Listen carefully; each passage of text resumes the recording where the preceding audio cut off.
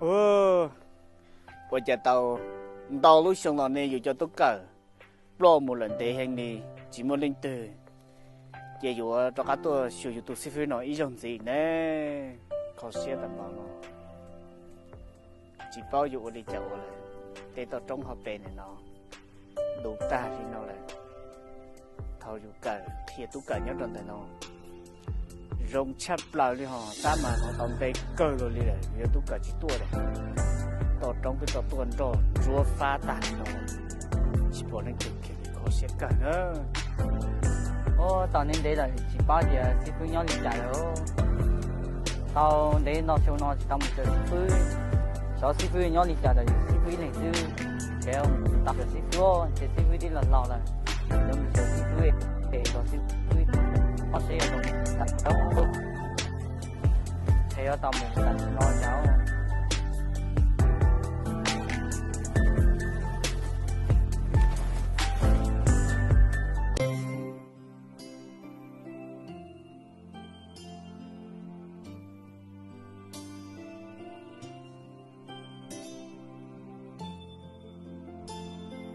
Nhớ đọc thôi, giống mình chỉ tao lúc trong từ thế giờ bỏ sư phụ này.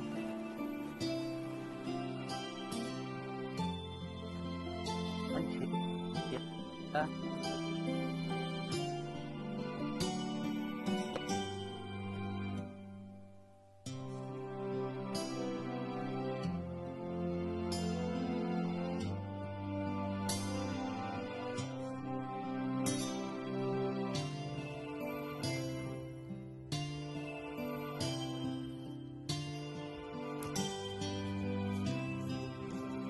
Ô, sư phụ nhớ là sao?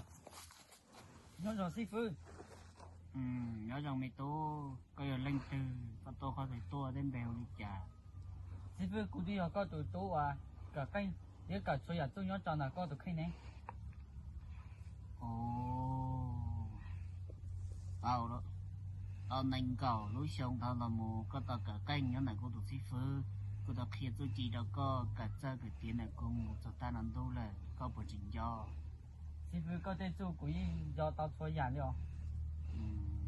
Rồi anh người đâu, tao đây lúc xong còn lại có một cả tao có thể phơi phua để canh có cho một sĩ cho một dòng đi trả lại, có nhớ dòng đi trả lại mày tô. Sư phụ cụ nhớ rồi thế cụ mới có thể chú một sĩ nhưng mà nó bị hành lý à, cụ chỉ cho một chỉ cho nên cụ cho cái cho chú một tao dùng hay à? Tô lì cái lò, mày tô sai một tụi ta chỉ Vậy là sư phụ. mày tô tòn tàu lúc xong tàu lò lại sư phụ cái sai tiền trên đây cho tôi cả bây giờ chỉ tua sửa sư phụ ta chờ nó ý rằng gì là nó. Sư phụ cụ đi học có tụi tú cả rồi, cụ giờ tôi sai sửa có sao? Rồng hành mày tô coi giờ ấy tụ lúc xía tài hành có trình một lần lò có trình chính rau sư phụ để tiên trì và thằng sư phụ tập kia tại lò đó có thế na. Sư phụ cụ đi học ý tụi tú cả nhớ cho là có giống là cụ yên rồi tôi sửa có sao? Rồng hành mày tô rồi tạo rồng hành nữa mà. Ở trong đó sư phụ. Chọn rồng sư phụ để tôi chỉ sư phụ tập kia đó có cho một sĩ cả môn nông kỳ nữa mà. Ở lên đó sư phụ.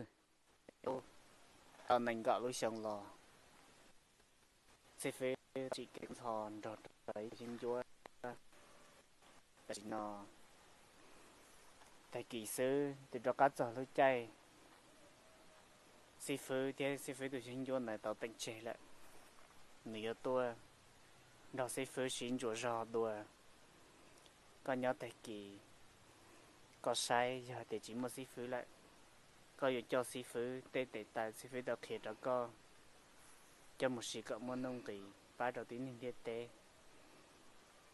dần trong đó sư phụ vạn để coi tụt tú cả tàu chân để hành coi yêu của tàu gió lên nó. Ở lên đó sư phụ, cụ mà đi cho có thể chú mù, ở này rồi cho ra toàn đấy à?